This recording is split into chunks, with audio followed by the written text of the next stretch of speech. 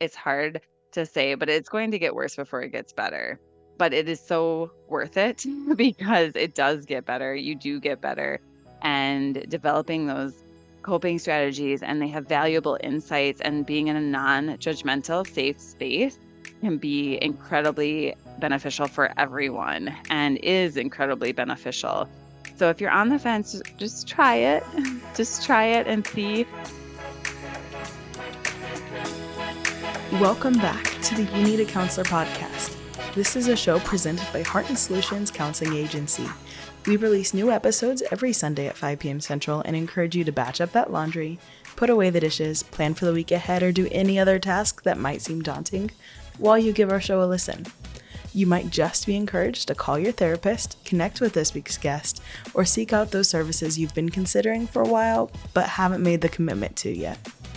If you are in the state of Iowa and are in need of mental or behavioral health counseling, give us a call at 1-800-531-4236. Enjoy the show. Hello, and welcome back to You Need a Counselor podcast. My name is Dr. Julie Johnson. I am the president and founder here at Heart and Solutions, or strength-based counseling agency in Iowa. And I'm Chrissa Hunt. I am one of our vice presidents in charge of the BHIS department at Heart and Solutions, which stands for Behavioral Health Intervention Services. And this is our podcast, You Need a Counselor. So we are designed for people curious about counseling, but have barriers keeping them from experiencing the benefits of counseling. Our mission is to share stories about counseling, good, bad, and indifferent, and spread the message that everyone can benefit from mental health and behavioral health counseling services. So our guest today is Julie Zaruba Fountaine. She is a well-being specialist. She does health promotion. She does change management, but she does it with leaders. She's got an MBA in change and leadership. She's also got her MS in health, nutrition, and exercise science. And for the last 10 years, she has been working with leaders who deal with feelings of overwhelm, feelings of stress, feelings of procrastination, and getting people into that flow where they can start to take action in their lives and build that real lasting positive change. So welcome, Julie. Thank you so much for being here. Yeah, thanks so much, Julie and Chrissa, for having me. I'm excited to be here. Wonderful. So tell us, what got you started in wanting to get your MBA in change and leadership and your MS in health, nutrition, and exercise science? Yeah, they're a great question. There are two different stories. The first one, my MS in health, nutrition, and exercise science. I wish it was more profound than this, but it's not. I simply was in my undergraduate. I had an undergraduate in exercise science. I was a Spanish minor, and I wasn't sure what I wanted to do. And so I decided I'm going to postpone that decision for a couple of years and apply to graduate school, go to graduate school, get some more experience in the field, and learn a little bit more about health, nutrition, and exercise science. And then maybe by the end of those 2 years, and after working a little bit in corporate wellness, I'll know what it is that I want to do for my work and my profession. And fortunately, it did work out that way, that I had my experience in corporate wellness, and then went on to do research for a couple of years with the National Institutes of Health.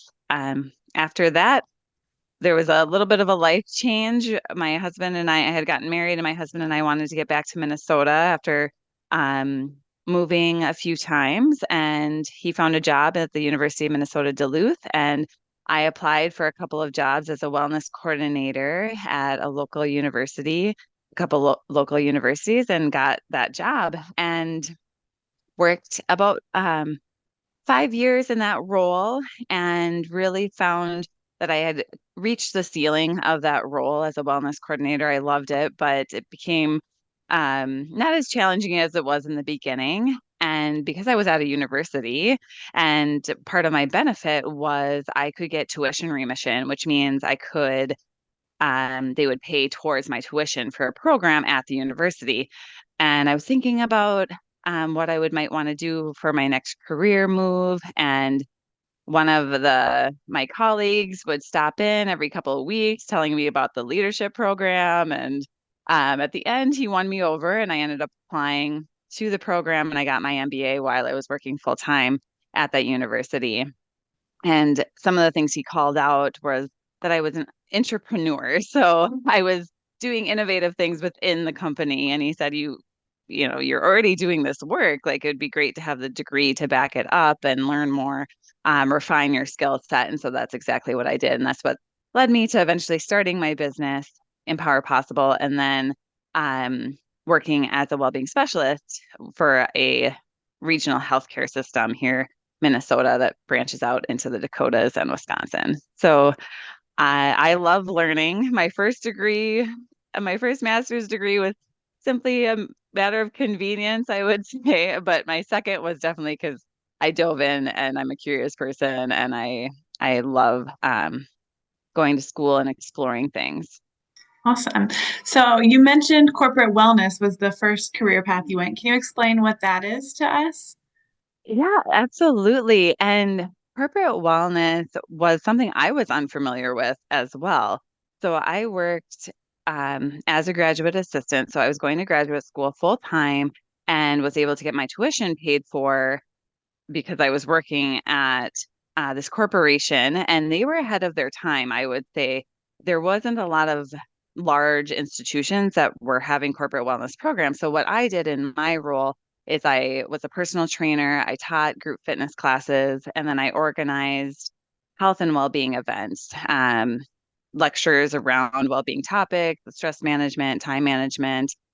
One of my favorites, honestly, was Nordic walking, leading a Nordic walking session and teaching people about Nordic walking. And then my supervisors, they did more strategic efforts, which is what I do now in my role.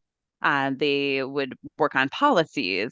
Um, for example, lactation, setting up lactation rooms throughout the business, making sure meetings were appropriate length, things like that, working on relationship building. So there's lots of different levels of corporate wellness, but it's really about supporting the holistic well-being of the individual at work, not just treating them like a cog in a system. What is Nordic walking?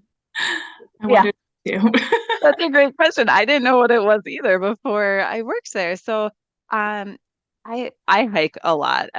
So if you are a hiker, you might have seen people on the trails with hiking poles. So there are these long sticks that have like a pointy end to them, and you hold on to them just, or if you're a skier, for example, maybe the ski poles is the greatest reference. So they kind of look like ski poles. And you hold them when you're walking, and basically it creates some resistance with your arms as you walk. So you use them kind of like you would use ski poles. They're really it adds just an extra calorie burn and a little bit of extra movement, intentional movement with your arms. So it is a little bit more intense walking experience. I would also say if you're a hiker and you have issues with your knees, hiking poles are a great addition and create release some of that pressure from your knees. I find them really helpful too. It's why a Nordic track is a Nordic track then, right? Because you use your Yeah, arms the and arms your and legs. legs going. Like an You get both elliptical. going at the same time. That makes sense. Yes, Interesting. absolutely. Okay, so now your role as a well-being specialist. Can you explain what that means and what you do in that position then? Yeah, in my role as a well-being specialist, what I do is I work on programs that serve the employees of my institution. So it's not a community position. So I work in a regional healthcare system, but I am employee facing. I'm not facing the community.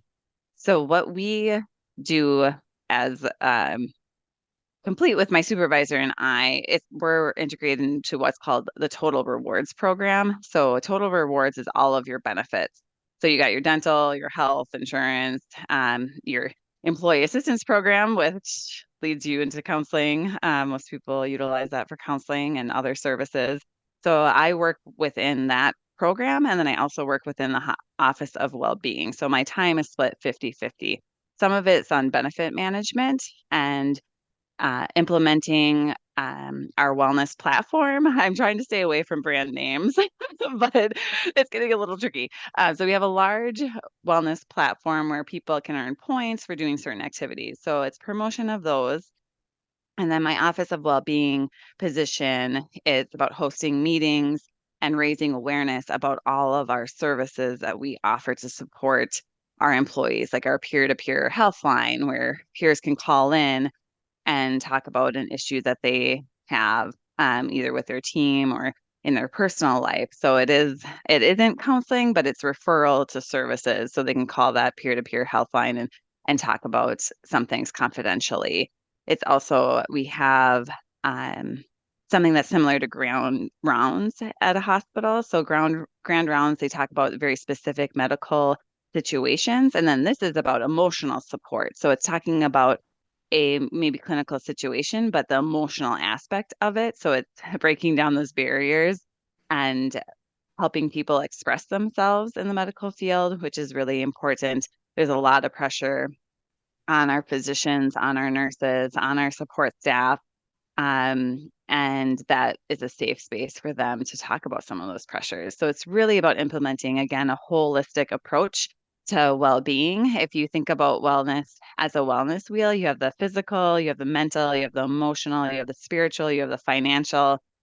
It's about doing programs to support all of that. And then also thinking about the policies that can support that as well, because the environment matters and policies are part of that environment. Oh, and we have not talked on this show about EAPs, employee assistance programs, Yeah. and the ways that people can utilize that benefit to Mhm. start counseling and learn about counseling. Can you tell us more about how an EAP can help people who might be interested in counseling? Yep. Yeah, absolutely. EAPs are an incredible resource for employees. So they are different based off of the employer, but the EAP that I work with, we offer three free counseling sessions for an individual issue. And if it's a different issue, you get three more. So you can utilize counseling services for a variety of things. If you maybe are using it for grief, or then maybe another time you want to use it to help manage your anxiety. So each time that's three new sessions. And EAP is how our system works. Is a 3 session system. Like I said, some are up to 6 sessions you can get free. Some employers offer that as well. But you go to the EAP website, and we as an employer do not know that you as a person are accessing it. The only information we get is number tallies. So we have no idea that you're accessing that. So it's completely confidential. Unless you share it with us, then we know about it. But if you don't share it with us, then we wouldn't know about it. It's a separate website. It's managed by the EAP company.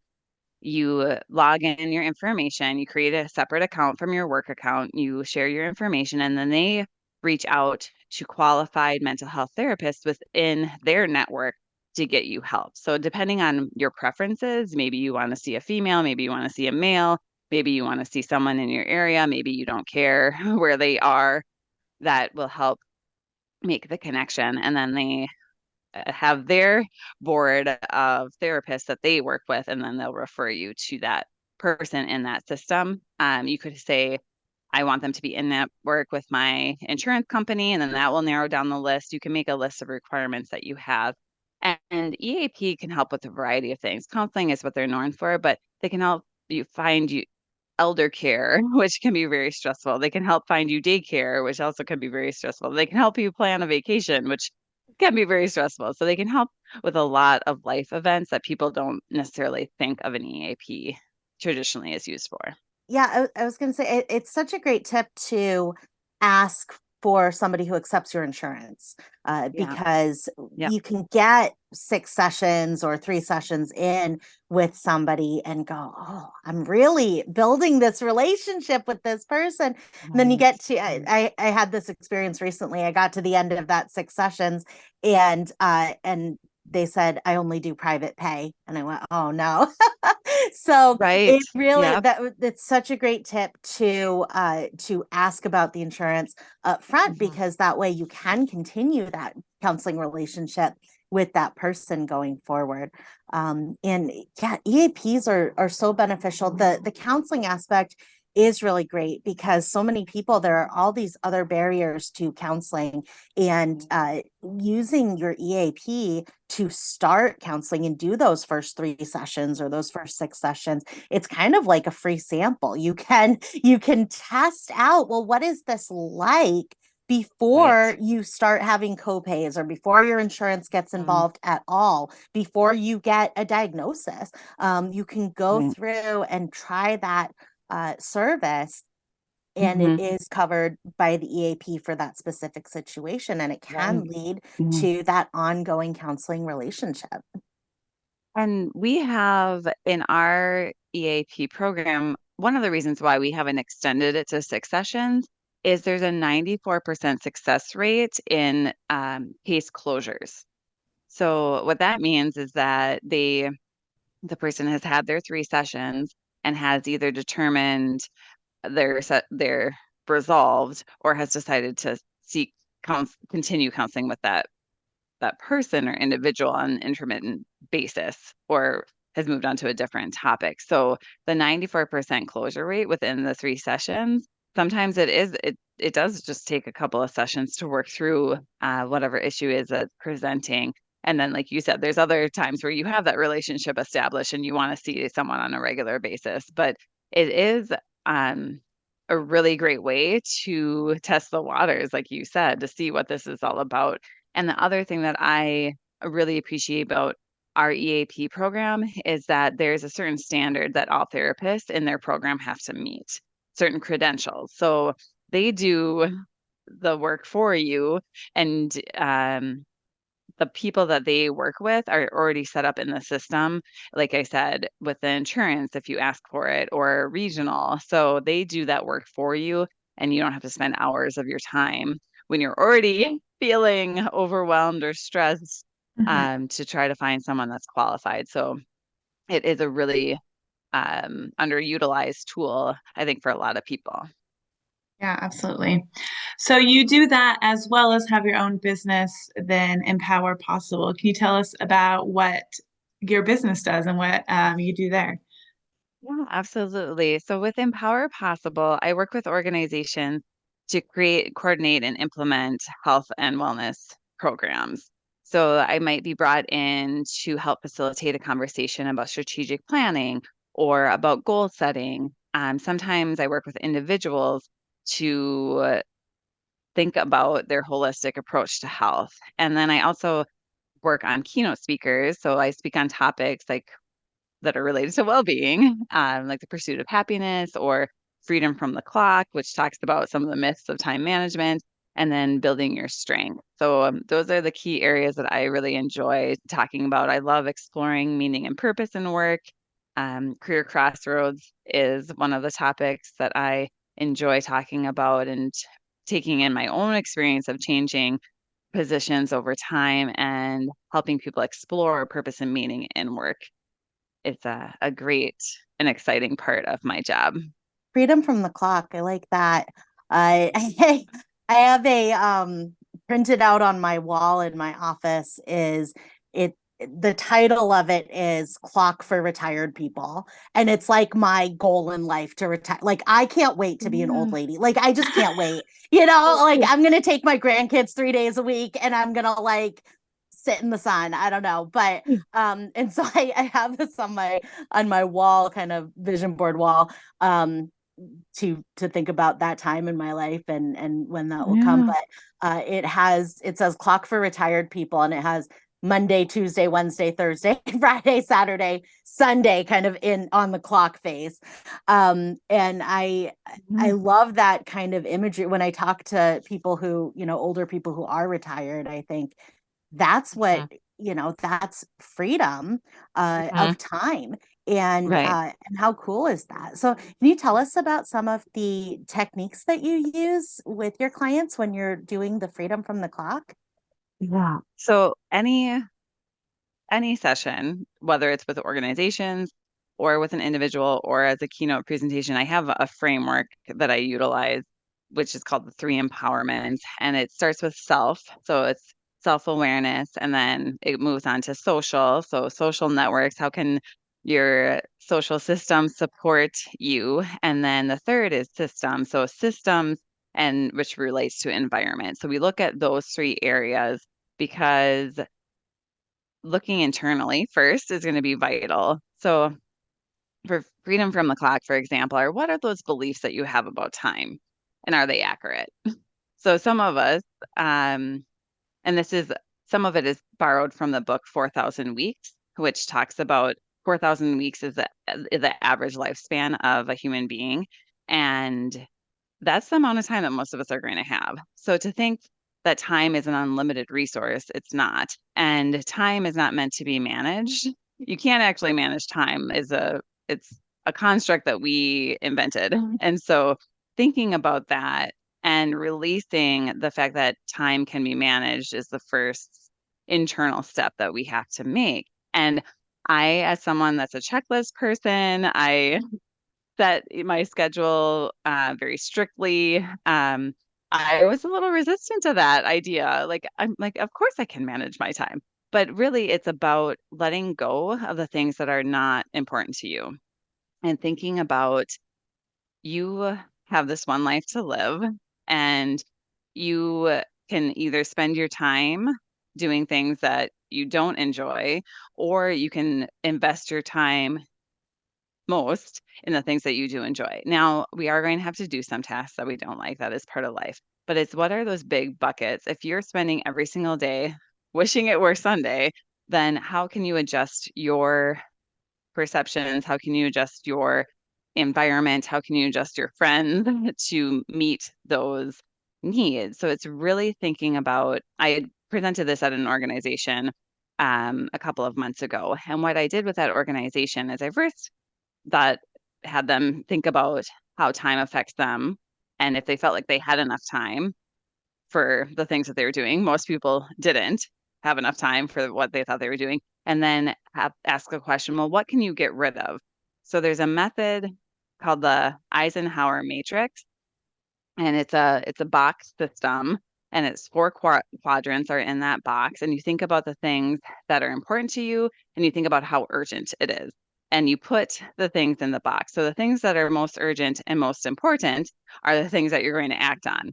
But there's also things that are not going to be urgent and not important, and you think about how many of those things we might have in our life that we're doing because someone else told us to do them, or doing them because we feel like we should, and you get rid of those. You delegate them, or you just don't do them at all. And that can free yourself from the burden of the clock. And then with that organization, what I also did is we looked at policies internally of what could help employees have a little bit more freedom and flexibility. So we talked about having a meeting free zone throughout the day where no one is allowed to schedule meetings to allow some time for well-being. We talked about good communication skills when there's projects that are being delegated. Who are they being delegated to and why? And how do you prevent that overload and overburden when tasks are being delegated?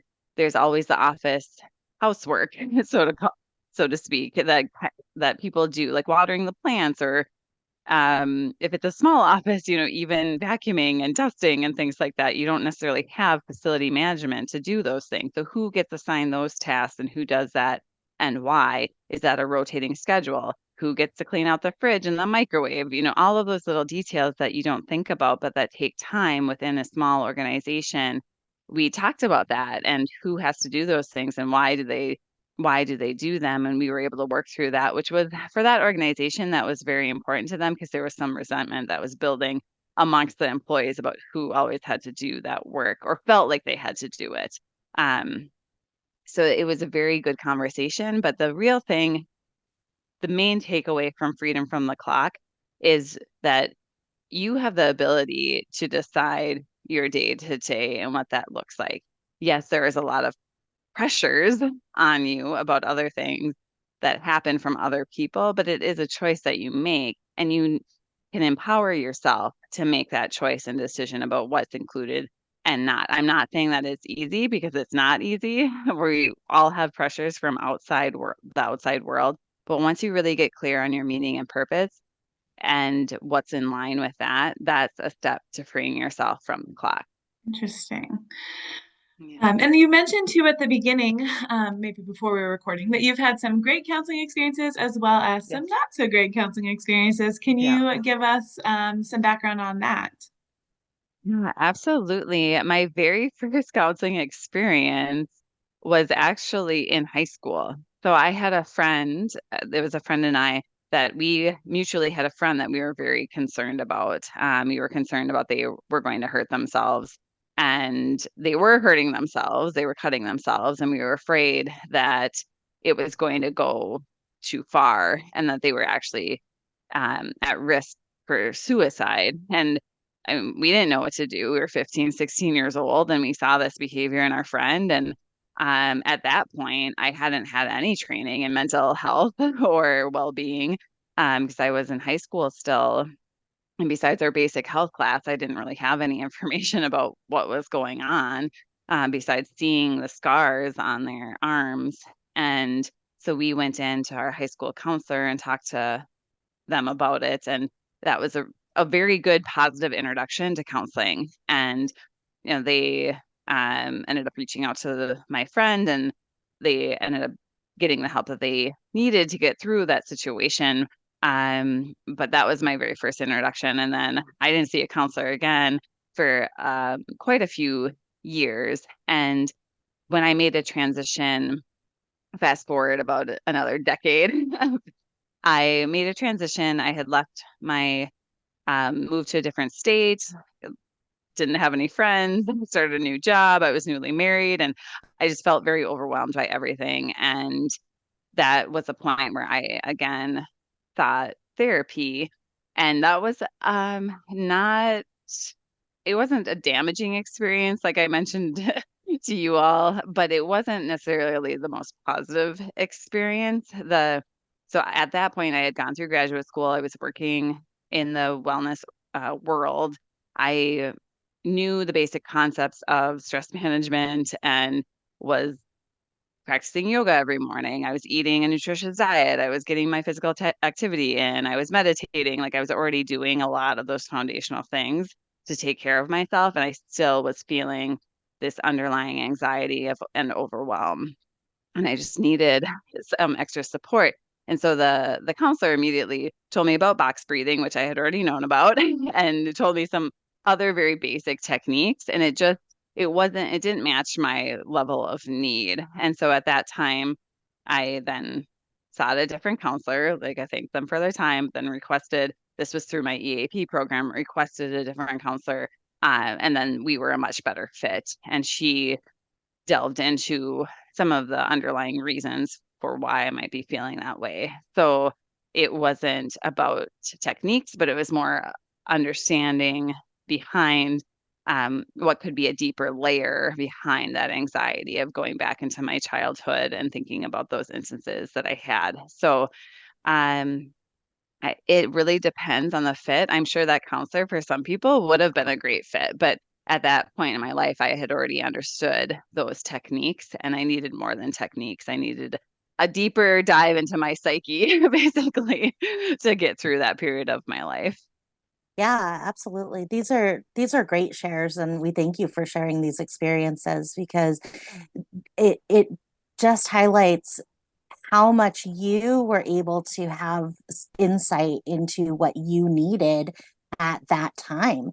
And you had sought counseling and you tried with one person, and that person was giving excellent suggestion, but that's not what Mhm. you needed at that time. And so you went and you sought somebody else who was able to give you what you needed at the time that you needed it. And I think that that's such important role modeling for anybody listening who's on the fence about counseling, is that if you go to somebody and they start giving you suggestion without a sense that they understand the problem that you're presenting with, then that doesn't mean that they're a bad counselor. It doesn't mean that counseling isn't for you.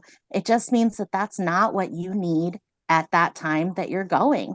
And you can seek out another counselor and keep seeking until you find one who is going to be that right fit. So wonderful role modeling. And we thank you for sharing that experience with us. I think a lot of other Absolutely. And people. Yeah. And at different times of your life, you're going to have different needs, and there's different specialties within counseling, different counselors with different experiences. So it's like when you move to a new place and you're finding new friends, not everybody's going to be your friend. You're going to find people that you click with easier, or that you have more things in common with. It's same. I found in my personal experience is the same with counseling. There are counselors that I've had. It's an immediate connection and level of understanding because of my personal background and things that I've been through, that they understand, because there are certain experiences that I've had that I feel like unless you too have experienced it's hard to relate to that. So it's really important for me to find a counselor that understands certain nuances about life, because um, it's it can be, if you're the outside looking in, sometimes it's hard to fully grasp what that looks like and what that means. Mm-hmm. Absolutely. So, if you could give advice to somebody on the fence about either starting counseling or starting coaching services, what advice might you give? I would say if you are on the fence, just to give it a try. Sometimes counseling isn't right for everybody at the exact moment, but go in there with an open mind. So most counseling sessions in the very beginning are an hour to an hour and a half. So to try that, to go through that experience can be really helpful, just to see what that experience is like, and to talk to other people. If you're on the fence, listen to more episodes of this podcast, see what it's like, and have an open mind about it, but don't be afraid if it isn't a positive, or you don't think you've gotten as much out of it. Don't be afraid to try a different counselor. And I would say, in my experience, it takes a couple of sessions to really start to see a change in benefit, because the counselor does have to invest in you and understand some of the, like I said, the nuances of your situation. So don't sometimes it's not an immediate, like, nothing's happening, I'm not perfect right now. Like, that's not the point. It's not going to be, and there is no such thing as perfection, but stick with it for a couple of sessions to really work through what it is that's happening. And it's hard to say, but it's going to get worse before it gets better. But it is so worth it because it does get better. You do get better, and developing those coping strategies, and they have valuable insights, and being in a non-judgmental, safe space can be incredibly beneficial for everyone, and is incredibly beneficial. So if you're on the fence, just try it. Just try it and see. And um, the space that you are provided for self-reflection and growth can be, sometimes it's the only safe space that folks will have to be able to do that. So go in there with an open mind, and you'll definitely end up in a better spot than you began.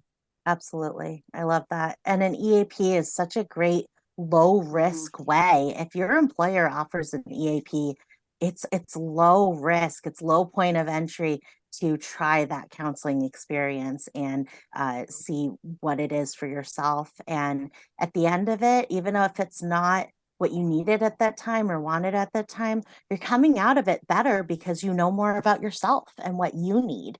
And so I think that is wonderful. Those are wonderful suggestions to somebody Yeah. on the fence. So And the if other thing that I would add, sorry to interrupt you, Julie. The other thing that I would add too is, sometimes telling your story gives you, in a safe space, gives you the release that you need. And maybe that's the reason why you need counseling. Maybe you don't want advice, but you need a safe space, a non-judgmental space in your life where you can just talk. So I would say, if someone is on the fence, like, I don't need to be fixed, there's nothing wrong with me. And no, that's fine if you don't think that. Like, but to have that safe, non-judgmental space can be really valuable too. absolutely. Yeah. I love that distinction. It's counseling isn't for fixing us because we're not broken. We've had different experiences and we need to process those experiences in that safe space. And Mhm. it gives us the opportunity to do that at our own pace. I also love that you shared your experience with helping somebody else find counseling services, and that's what you continue to do in your role at work, is to help people to get connected with those services that they're needing. So we're excited to hear about that, and we thank you for that work that you're doing there. But we're also excited about Empower Possible, and so we're going to list all of the links for Empower Possible. But you've done a great job on your social media platforms, because all of your Facebook, Instagram, YouTube, and Pinterest are all Empower Possible. So if you go to any of those social media platforms and you search Empower Possible, you can find these this leadership coaching, this leadership information on how to make your organization more wellness minded and more intentional about these things that we're doing on a day-to-day basis. And it sounds like you really go in and you can kind of shake up some things that people might not have even thought about. We go through our workday and we go, okay, on to the next thing, on to the next thing, on to the next thing. And you kind of put a little pause in there and say, okay, but why are we doing it this way, right? And what is the impact